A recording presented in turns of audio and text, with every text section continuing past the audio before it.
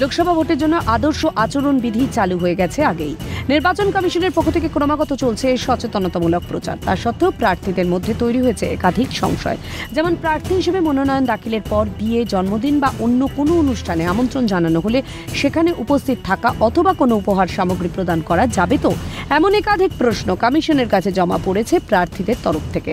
আর রবিবার এই প্রেক্ষাপটে একাধিক নিষেধাজ্ঞা বিজ্ঞপ্তি আকারে জারি করল কমিশন। যেমন মিছিলে অংশগ্রহণকারী নেতাকর্মী ও ভোটারদেরকে টুপি, মুখোশ, রুমাল ও স্কার্ফের মতো জিনিসপত্র সরবরাহে কোনো নিষেধাজ্ঞা নেই।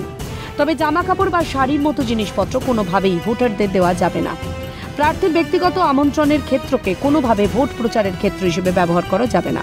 নির্বাচনে ভোট কিনতে টাকা পয়সার লেনদেনের খবর আসলে কড়া পদক্ষেপ করবে কমিশন।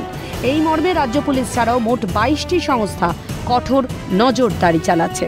উল্লেখযোগ্যভাবে 1 মার্চ 2022 থেকে 6 এপ্রিল শনিবার পর্যন্ত রাজ্য এখনো পর্যন্ত 45.65 কোটি টাকার অবৈধ পণ্য উদ্ধার করেছে।